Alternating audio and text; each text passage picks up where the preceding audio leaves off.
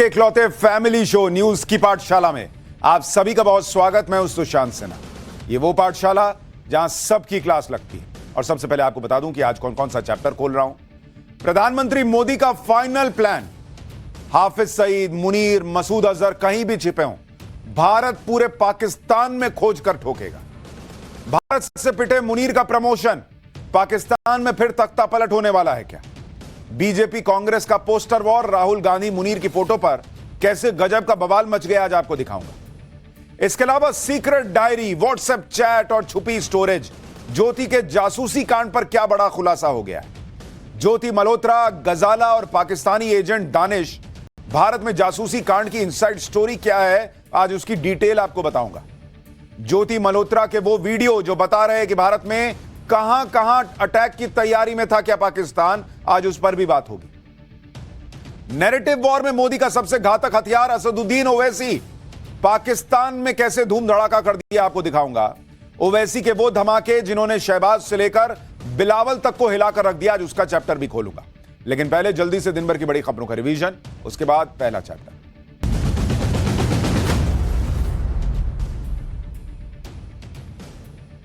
Supreme court में वक्फ bill पर कल फिर सुनवाई होगी। कल केंद्र सरकार अपना पक्ष रखेगी।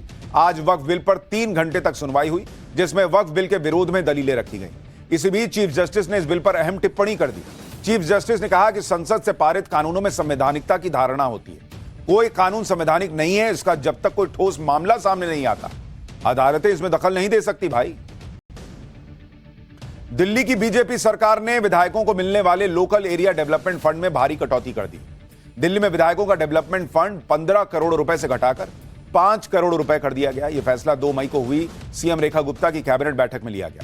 पिछले साल अक्टूबर में आम आदमी पार्टी की तत्कालीन सरकार ने विधानसभा चुनाव से पहले विधायकों को मिलने वाले फंड को 10 करोड़ रुपए से बढ़ाकर 15 करोड़ रुपए कर दिया था।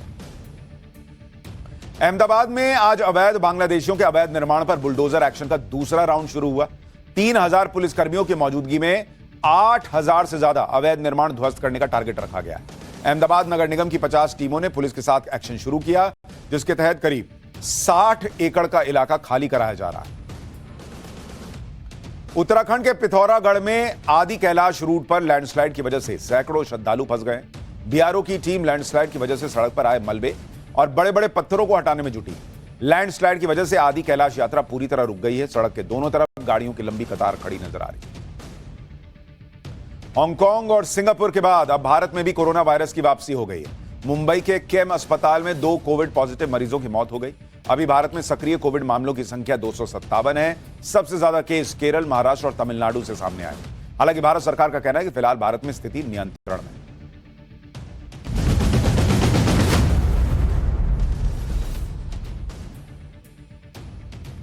तो ये हो गया दिन भर का रिवीजन और पाठशाला की पहली क्लास। प्रधानमंत्री मोदी का फाइनल प्लान, हाफिज सईद, मुनीर, मसूद अजहर कहीं भी छिपे हों, भारत पूरे पाकिस्तान में ठोक कर रहेगा। भारत से पिटे मुनीर का प्रमोशन हो गया, पाकिस्तान में फिर तख्ता पलट होने वाला है क्या? शहबाज शरीफ की कुर्सी खतरे में है क्या? और बीजेपी कांग्रेस का पोस्टर वॉर, राहुल गांधी मुनीर की फोटो पर कैसे बवाल मच गया, आज आपको दिखाऊंगा पहले चैप्टर में। प्रधानमंत्री नरेंद्र मोदी ने पाकिस्तान के खिलाफ मोर्चा खोला हुआ है। यहां राहुल गांधी एंड कंपनी ने पीएम मोदी के खिलाफ मोर्चा खोला हुआ है। मोदी पाकिस्तान को निपटाने में बिजी हैं, राहुल गांधी और कांग्रेस पीएम मोदी को निपटाने के असफल प्रयास कर रहे हैं। मतलब जैसे पड़ोस में पाकिस्तान जैसा कोई नहीं, वैसे ही देश के अंदर कांग्रेस जैसा कोई नहीं भाई। हालांकि इससे पीएम मोदी की सोच और विजन पर कोई फर्क पड़ता तो दिख नहीं रहा। भारत ने पाकिस्तान के साथ साथ पूरी दुनिया को 2 चीजें क्लियर कट कर दी है, कह दी है। पहली यह कि पाकिस्तान से आतंकवाद और पीओके पर ही बात होगी।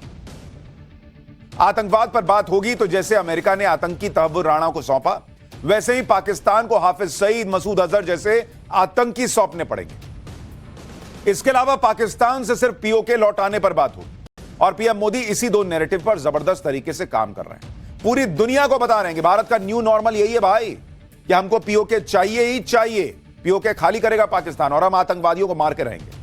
इधर आतंकवाद पर भारत ने अपना न्यू नॉर्मल तय कर दिया, उधर कांग्रेस ने भी अपनी सियासत का न्यू नॉर्मल तय कर दिया कि चाहे देश का नुकसान ही हो जाए, पाकिस्तान का फायदा ही हो जाए, लेकिन नरेंद्र मोदी के फैसले को फेल बताने में हम कोई कसर नहीं छोड़ेंगे। वही कांग्रेस का परम धर्म है। इसी वजह से पाकिस्तान में अब सिर्फ 2 ही चीजें चल रही हैं। एक, भारतीय सेना का खौफ चल रहा है। दूसरा, कांग्रेस नेताओं के बयान चल रहे हैं। सेना का खौफ इसलिए क्योंकि आज सेना ने फिर यह कहकर पाकिस्तान की टेंशन बढ़ा दी है कि पाकिस्तान की सेना कहीं भी अपना हेडक्वार्टर शिफ्ट कर ले, पूरा पाकिस्तान भारतीय सेना की रेंज में, कहीं भी मार देंगे तुमको। अब भारतीय सेना के खौफ से जैसे ही पाकिस्तान का बीपी बढ़ने लगता है, वहां की सेना, वहां की मीडिया कांग्रेस नेताओं का बयान सुनकर अपना कलेजा ठंडा कर लेते हैं, क्योंकि पाकिस्तान में कांग्रेस नेताओं का बयान चल रहे हैं और उन बयानों के आधार पर पाकिस्तान अपनी जनता को बता रहा है कि भारत का ऑपरेशन सिंदूर तो फेल हो गया। इतना ही नहीं, पाकिस्तान यह भी बता रहा है कि उसके यहां का विपक्ष भारत के विपक्ष से ज्यादा बेहतर है। यानी पाकिस्तान खुद को भारतीय सेना के हमले से तो बचा नहीं पाया, लेकिन अब नैरेटिव वॉर में राहुल गांधी और कांग्रेस नेताओं के बयानों को कवर फायर की तरह यूज कर रहा है। ऑपरेशन सिंदूर पर आज कांग्रेस ने राजनीति का कौन सा नया बखेड़ा शुरू कर दिया? बीजेपी कांग्रेस के बीच कौन सा पोस्टर वॉर हो गया है? पाकिस्तान में कांग्रेस नेताओं के चर्चे के कौन से वीडियो हैं? मुनीर ने ऐसा क्या कर दिया है कि पाकिस्तान की और बेइज्जती हो रही है? क्या पाकिस्तान में तख्ता पलट होने वाला है? पाकिस्तान के अंदर क्या चल रहा है? आसिफ मुनीर और मसूद अजहर से लेकर हाफिज सईद तक कैसे खतरे में हैं? और पाकिस्तान से एक बहुत बड़ी ब्रेकिंग न्यूज आ रही है, सब दिखाऊंगा, लेकिन पहले एक झलक देखिए।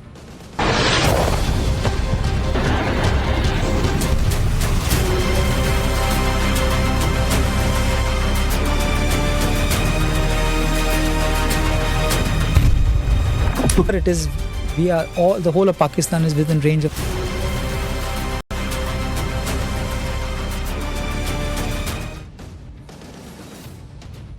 यानी भारत ने क्लियर कर दिया है कि पीओके चाहिए, हाफिज सईद चाहिए, मसूद अजहर चाहिए, सैफुल्लाह चाहिए, भारत ये लिए बिना नहीं मानेगा। लेकिन इसी बीच आप देखिए पाकिस्तान से कितनी बड़ी खबर आ रही है। हाफिज सईद का राइट हैंड जो आतंकी माना जाता है, उस पर बड़ा हमला हो गया है। लश्कर का आतंकी आमिर हमजा बुरी तरह घायल हो गया है। अज्ञात हमलावरों ने हाफिज सईद का राइट हैंड माने जाने वाले हमजा पर अटैक कर दिया है। आतंकी हाफिज सईद का राइट हैंड है आमिर हमजा, जिसको आप तस्वीर में देख रहे हैं, ये चश्मे वाला, बड़ी सफेद दाढ़ी वाला व्यक्ति, यही है आमिर हमजा। और इस पर अज्ञात हमलावरों ने अब से थोड़ी देर पहले हमला कर दिया है और हाफिज सईद का राइट हैंड इस वक्त घायल है। जरा उसके घायल होने की तस्वीरें दिखाइए दर्शकों को। अज्ञात हमलावरों ने एक दिन पहले ही पाकिस्तान में लश्कर के आतंकी सैफुल्लाह को बीच चौराहे पर ठोक दिया था। और ये तस्वीर आप देखिए, ये हमजा की तस्वीरें। हाफिज सईद का एक और खास आतंकी निपट गया है, कहा जा रहा है। अज्ञात हमलावरों ने घर में घुसकर आमिर हमजा को ठोक दिया है। उसके शरीर पे खून ही खून दिख रहा है।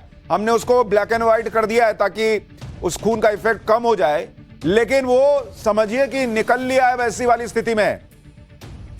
आमिर हमजा लाहौर में छुपा बैठा था और लाहौर में अज्ञात हमलावर आए और उन्होंने आमिर हमजा का खेल खत्म कर दिया, कहा जा रहा है। आमिर हमजा लाहौर के अस्पताल में लहूलुहान पड़ा हुआ है इस वक्त। आतंकी आमिर हमजा को लश्कर में हाफिज सईद के बाद नंबर 2 माना जाता है। आप सोचिए, यानी हाफिज सईद के पास भी मौत पहुंच जाए तो आश्चर्य नहीं होना चाहिए। हाफिज सईद का नंबर 2, उसका दाहिना हाथ काट दिया अज्ञात हमलावरों ने। एक तरह से यह खबर यह कह रही है, यह लश्कर का को फाउंडर है। हाफिज सईद और आमिर हमजा ने ही मुंबई अटैक की प्लानिंग की थी। यह भारत का भी मोस्ट वांटेड आतंकी है और अमेरिका का भी मोस्ट वांटेड आतंकी है आमिर हमजा। अज्ञात हमलावरों के अटैक के बाद आमिर हमजा लहूलुहान पड़ा, इस वीडियो में दिख रहा है। जरा इस वीडियो को एक बार गौर से देखिए। ये फुल फ्रेम वीडियो दिखाइए जरा दर्शकों को। इसमें आमिर हमजा दिख रहा है, अस्पताल में पड़ा हुआ है, खून से लथपथ है और वहां पर अस्पताल में उसका इलाज चल रहा है। ये उसकी तस्वीर आप देख रहे हैं। तो ये इस वक्त की सबसे बड़ी खबर, जो भारत ने कहा है कि ऑपरेशन सिंदूर जारी है, वो तो भारत एक्शन ले ही रहा है, लेकिन इस बीच अज्ञात हमलावर कहर बन के टूट रहे हैं पाकिस्तान के आतंकियों पर। पहले सैफुल्लाह मारा गया और एक दिन के अंदर आप देखिए हाफिज सईद का right hand, boss Hafiz Saeed का राइट हैंड, यह हमजा अस्पताल में मरने की कगार पर पड़ा हुआ है। अज्ञात हमलावर छुप के बैठा था लाहौर में, इसको ढूंढ के मार दिया उन लोगों ने। यह है पाकिस्तान में आतंकियों का जो जनाजा निकल रहा है एक के बाद एक, उसकी तस्वीरें, उसकी गवाही। एक तरफ असीम मुनीर के आतंकी एक के बाद एक मारे जा रहे हैं और दूसरी तरफ असीम मुनीर वो खुद को मेडल देने में जुटा हुआ है। भाई, इस वक्त पाकिस्तान से ऐसी ब्रेकिंग न्यूज आ गई है जिसे सुनकर आप हंसते हंसते गिरफ्तार आर्मी चीफ असीम मुनीर पर बड़ा फैसला हुआ है। भारत से पिटे असीम मुनीर का प्रमोशन हो गया है। यह दुनिया में पहली बार होगा कि पूरा देश भारत ने फोड़ दिया, कहीं पर किसी देश ने आके आपके यहां मार दिया आपको, और वहां सेना प्रमुख का प्रमोशन हो रहा है। पिटा हुआ जनरल मुनीर अब फील्ड मार्शल बना दिया गया है। भारत से हार छुपाने के लिए पाकिस्तान का यह नया पैतरा है। मुनीर को प्रमोशन देकर हार को छुपाने की कोशिश कर रहा है पाकिस्तान। इससे यह भी साबित हो रहा है कि मुनीर सोचिए कितना पावरफुल है। उसने जो ये पूरा तमाशा किया कि हम तो जीत गए, भारत हार गया, उसमें खुद को खुद ही मेडल पहना लिया भाई ने। और सवाल है किस बात का प्रमोशन असीम मुनीर को मिला? जिस आर्मी चीफ के रहते पाकिस्तान के 9 आतंकी ठिकाने भारत ने ध्वस्त कर दिए, उसको किस बात का मेडल मिल रहा है? 11 एयरबेस भारत ने फोड़ दिए, इसका प्रमोशन हो रहा है। एयर डिफेंस सिस्टम फेल हो गया इनका। परमाणु ठिकानों के पास हमले कर दिए भारत ने। 5 से 7 एयरक्राफ्ट पाकिस्तान गंवाए बैठा है। 300 से ज्यादा ड्रोन हमले फेल हुए। कई आर्मी पोस्ट तबाह हुए। 50 से ज्यादा सैनिक मारे गए। सीज फायर के लिए पाकिस्तान को गिड़गिड़ाना पड़ा। दुनिया भर में छीछा लेदर हो रही है और इसका प्रमोशन हो रहा है। बहुत ये तो वैसे हुआ कि जो एम्प्लॉय दिन भर काम नहीं करता था, जिसकी वजह से कंपनी के शेयर गिर गए, जिसकी वजह से कंपनी बर्बाद हो गई, जिसके वजह से राइवल जो है कि खुद को खुद मेडल पहना रहा असीम मुनीर। तो ये तो वही है ना भाई, खुद को खुद मेडल देना है तो हार जाओ, कुछ भी हो जाए, हम तो मेडल ले रहे हैं।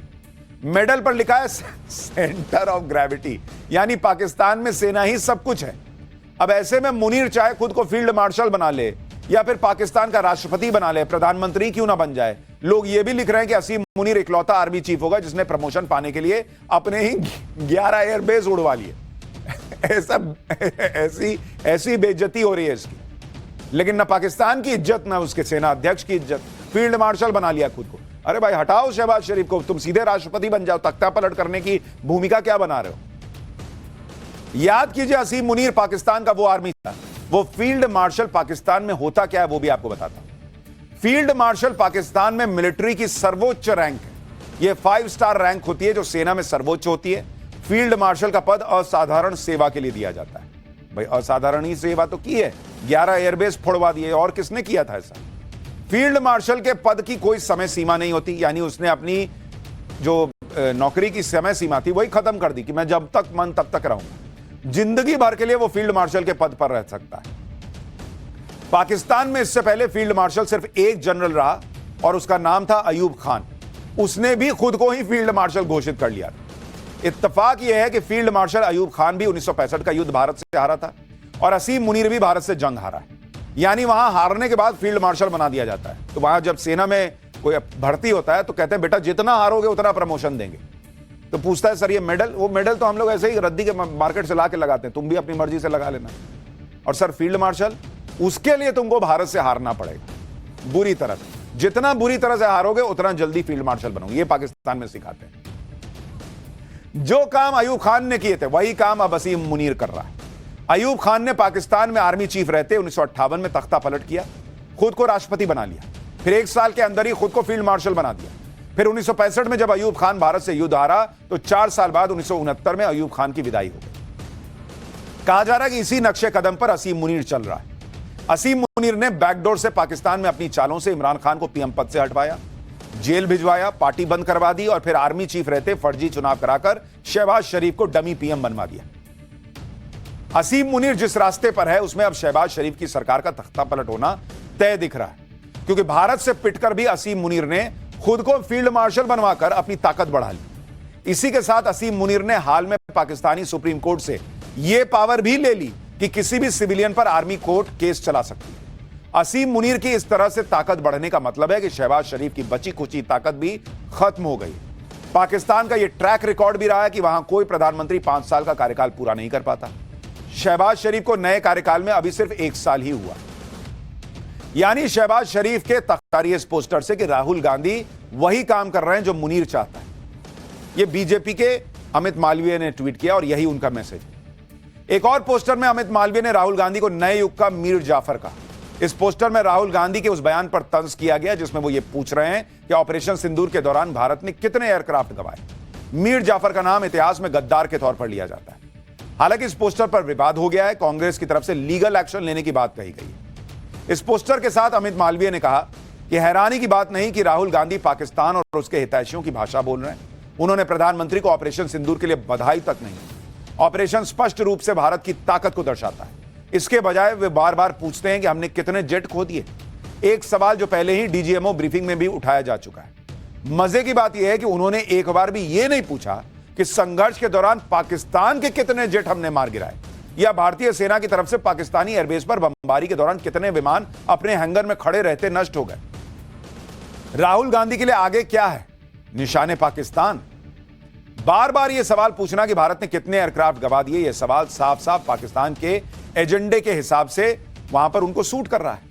नेता विपक्ष होने के नाते तो राहुल गांधी को दुनिया को यह बताना चाहिए कि भारतीय सेना ने पाकिस्तान की कैसे धुलाई की, लेकिन यहां तो अलग ही काम चल रहा है। इस पर बीजेपी राहुल गांधी को घेर रही है, कह रही है कि राहुल गांधी तो हाफिज सईद के भी फेवरेट है।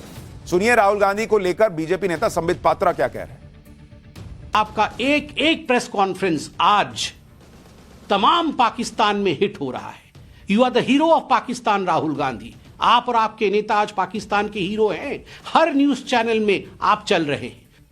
आप पाकिस्तान को ऑक्सीजन देने का काम करते हैं और शायद इसीलिए इसमें कोई संदेह नहीं है कि हाफिज सईद जो कुख्यात आतंकवादी है, उसने एक बार एक इंटरव्यू में कहा था कि कांग्रेस एक अच्छी पार्टी है, हाफिज को राहुल पसंद है। और आज हम सब जानते हैं हाफिज को राहुल क्यों पसंद है। एक तरफ कांग्रेस अमित मालवीय के पोस्टर पर ऐतराज जता रही है, दूसरी तरफ खुद बीजेपी के साथ पोस्टर वॉर के रेस में लगी है। पीएम मोदी को घेरने के लिए कांग्रेस ने एक नया पोस्टर जारी किया, जिसमें इंदिरा गांधी और पीएम मोदी की एआई जनरेटेड तस्वीरों का इस्तेमाल करते हुए लिखा कि अरे नरेंद्र झुकना नहीं था। इस पोस्ट में पीएम मोदी की तुलना इंदिरा गांधी से करते हुए यह आरोप लगाया गया कि पीएम मोदी ने अमेरिका के दबाव में अचानक युद्ध रोक दिया, सीज फायर कर लिया। यह वही कांग्रेस पार्टी है जो कहती है कि हमको स्पेशल सेशन बुलाओ पार्लियामेंट का, हमको देश की एकता दिखानी है। ये एकता है आपकी, ये एकता है आपकी। हमारे सैनिकों ने जो शौर्य दिखाया उसकी दुनिया में चर्चा हो रही है और इनके हिसाब से देश झुक गया, नरेंद्र मोदी झुक गए। प्रधानमंत्री को आप कह रहे हैं झुक गया, तो इसका मतलब देश ही झुक गया ना कह रहे हैं। हमारे सैनिकों ने कुछ नहीं किया क्या? इसी तरह बिहार कांग्रेस ने भी पीएम मोदी पर पोस्टर वॉर किया। बिहार कांग्रेस की तरफ से जारी पोस्टर में पीएम मोदी के साथ नवाज शरीफ की तस्वीर को मिक्स करके दिखा दिया गया और पूछा गया कि एक बिरयानी देश पर भारी। जो बात आसानी से सबको समझ आ रही है, वो बात कांग्रेस समझने को तैयार नहीं है, क्योंकि उसे लगता है कि नरेंद्र मोदी का नाम हो रहा है ऑपरेशन सिंदूर के बाद। उनके उठाए सवाल, उनके बयान नैरेटिव की लड़ाई में पाकिस्तान को एज दे रहे हैं। यह कांग्रेस जो है वो मानने को तैयार नहीं। शायद मोदी विरोध के आगे कांग्रेस को कुछ भी दिखना बंद हो चुका है। सरकार पर सवाल और सेना पर सवाल उठाने का अंतर भी समझ नहीं आ रहा। कल राहुल गांधी ने सवाल उठाए थे, आज कांग्रेस अध्यक्ष मल्लिकार्जुन खड़गे पाकिस्तान को जीत का लगभग सर्टिफिकेट ही बांट दिए एक तरीके का। मल्लिकार्जुन खड़गे ने डंके की चोट पर कह दिया कि पाकिस्तान के खिलाफ कोई देश भारत के साथ नहीं आया। ठीक वही शब्द जो पाकिस्तान सुनना चाहता है, जबकि सच यह है कि पूरी दुनिया आतंकवाद के मुद्दे पर भारत के साथ खड़ी थी। भारत ने ना किसी से मदद मांगी, ना किसी की मंजूरी ली, बस दुनिया को बताया कि हम ये कर रहे हैं। यह तो पाकिस्तान था जो दुनिया के अलग अलग देशों को अप्रोच कर रहा था कि भारत से बचा लो। और भारत जब पाकिस्तान को खुला ठोक रहा था, किसी देश ने नहीं कहा कि भारत ऐसा क्यों कर रहा है। मल्लिकार्जुन खड़गे ने दूसरा आरोप लगा दिया कि आईएमएफ में भी पाकिस्तान को लोन दे दिया और भारत के सपोर्ट में कोई नहीं आया, जबकि सच यह है कि भारत के दबाव बनाने के बीच यह खबर आई है कि आईएमएफ ने नए लोन के लिए पाकिस्तान पर 11 नई शर्तें लगा दी हैं। पाकिस्तान को चेतावनी भी दी है कि भारत के साथ तनाव की वजह से उसकी अर्थव्यवस्था पर बुरा असर पड़ेगा। मल्लिकार्जुन खड़गे ने तीसरा आरोप लगाया कि अमेरिकी राष्ट्रपति ने दखल देकर देश का अपमान किया, जबकि सच यह है कि विदेश सचिव साफ कह चुके हैं कि मध्यस्थता में अमेरिका की कोई भूमिका नहीं थी। लेकिन मल्लिकार्जुन खड़गे को आज डोनाल्ड ट्रंप पे विश्वास है, जो खुद ही अपने बयान से बार बार पलट रहे, कह रहे हैं कि कभी कहते हैं कि नहीं मैंने नहीं कराया, कभी कहते हैं मैंने कराया।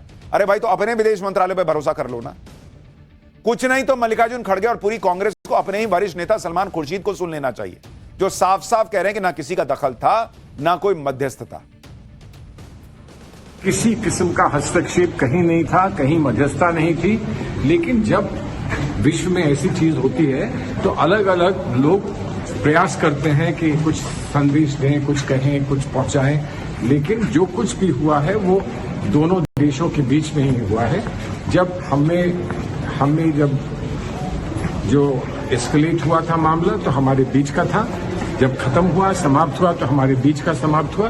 पाकिस्तान डीजीएमओ की ओर से पहल हुई, उन्होंने ये कहा कि इसको हम समाप्त करें।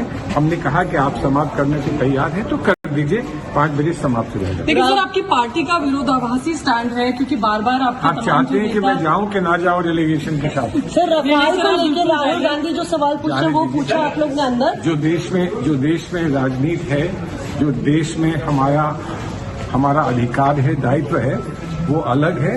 देश के बारे में बाहर जाकर जो बोलना है वो अलग है।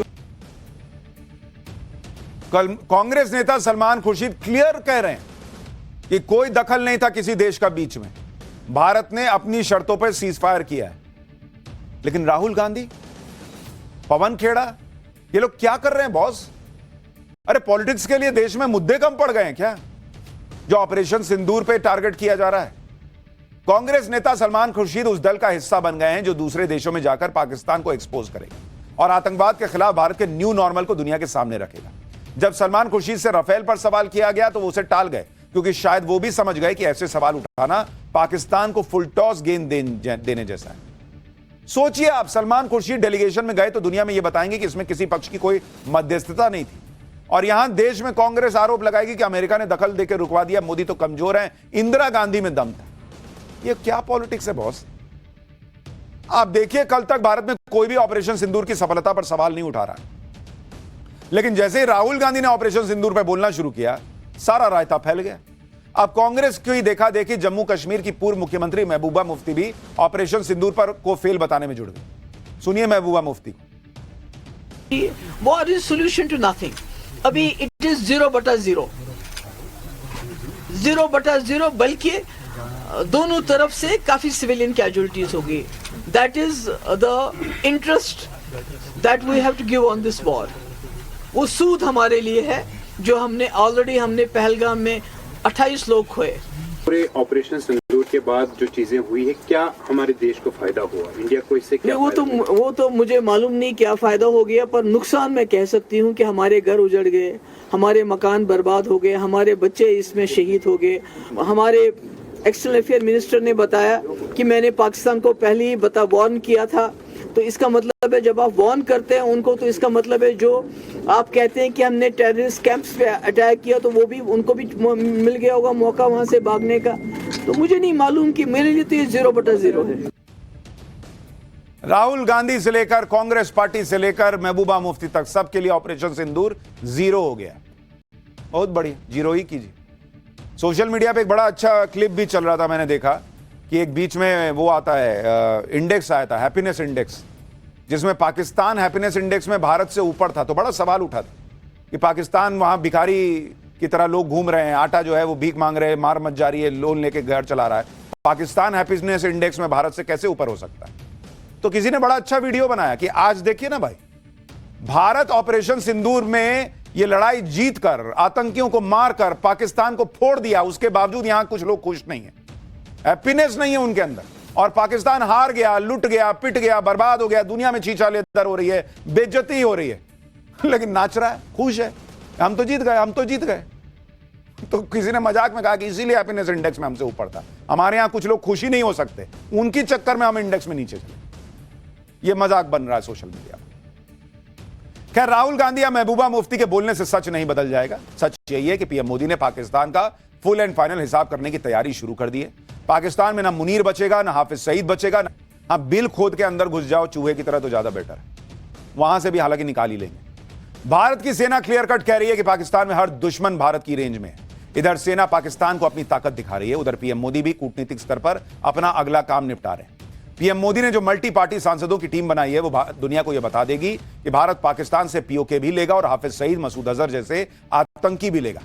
इजरायल में भारत के राजदूत जेपी सिंह को सुनिए, जिन्होंने इंटरनेशनल मीडिया से बात करते हुए पाकिस्तान को साफ कह दिया कि जैसे अमेरिका ने तहव्वुर राणा को सौंपा था, वैसे ही पाकिस्तान हाफिज सईद, मसूद अजहर, लखवी जैसे आतंकियों को सौंप दे तो बच जाएगा।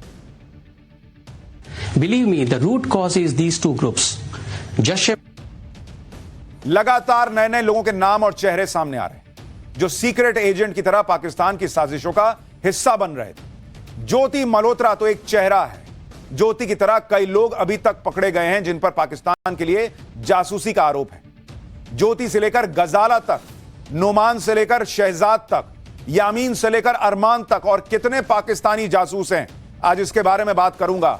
आप सोचिए, ये वो लोग हैं जो हमारे आसपास ही रहते हैं, जिन पर पाकिस्तान के लिए जासूसी के गंभीर आरोप हैं, और ये किस तरह से नैरेटिव बना रहे थे, क्या कर रहे थे, आज आपको सब बताऊंगा। जासूसों की फौज खड़ी है भारत के अंदर जो पाकिस्तान के नमक का हक अदा कर रहे थे, यह आरोप लग रहा है। इन सभी पर बेहद गंभीर आरोप लगे हैं, जासूसी करने के, देश के साथ गद्दारी करने के, और जांच की रफ्तार बढ़ने के साथ चौंकाने वाले खुलासे हो रहे हैं। ये सभी लोग पैसों और लग्जरी लाइफस्टाइल के लालच में पाकिस्तान के हाथ का खिलौना बन गए।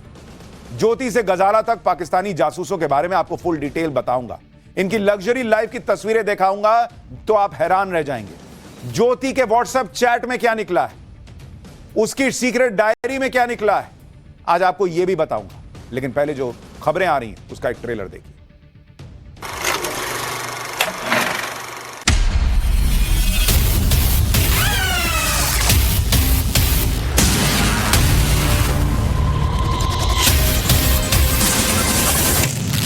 ये है हमारे पाकिस्तानी भाईजान, ठीक है सर।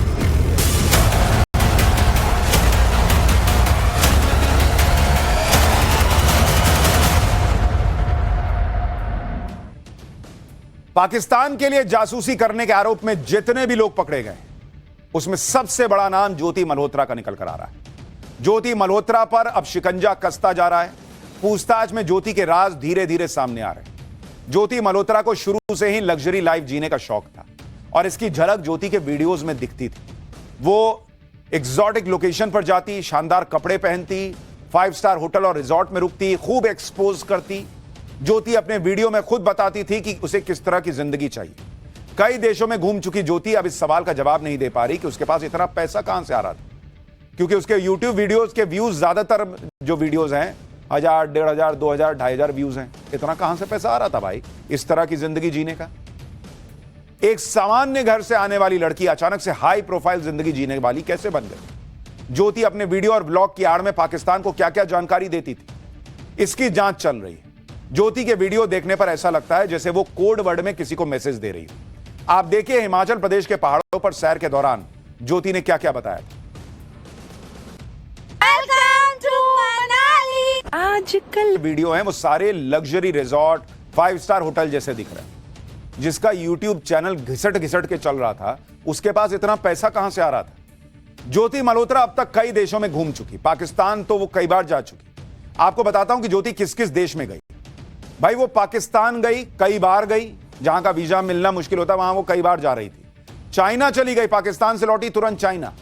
थाईलैंड चली गई, दुबई चली गई, इंडोनेशिया चली गई, भूटान चली गई, बांग्लादेश और नेपाल भी चली गई। सवाल यह है कि ये हर जगह वो गई फ्लाइट से। वो फ्लाइट के पैसे कौन देता था, 5 स्टार में रुकने के पैसे कौन देता था, इतना खर्चा उठा कौन रहा था। ज्योति मल्होत्रा जिस देश में जाती वहां के बेस्ट लोकेशन पर रुकती, महंगा खाना और महंगा होटल ज्योति की चेकलिस्ट में होता, और विदेश में वो सफर के लिए भी 5 स्टार बसेस को चुनती। इंडोनेशिया में ज्योति कैसे छुट्टियां मना रही थी, जरा उसकी एक झलक देखिए, आपको भी डाउट बढ़ जाएगा कि ये सारा पैसा कहां से आ रहा था।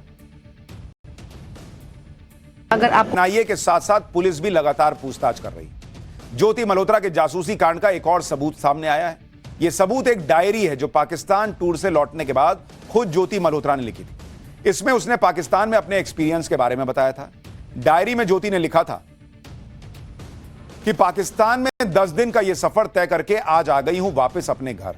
ज्योति ने लिखा कि पाकिस्तान की आवाम से काफी मोहब्बत मिली, हमारे सब्सक्राइबर फ्रेंड्स भी हमसे मिलने आए। ज्योति ने लिखा कि लाहौर घूमने के लिए मिला 2 दिन का वक्त काफी नहीं था।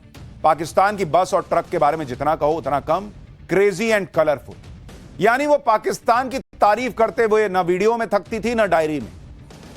ज्योति मल्होत्रा के पाकिस्तानी हैंडलर्स के बारे में भी अब खुलासा हो रहा है।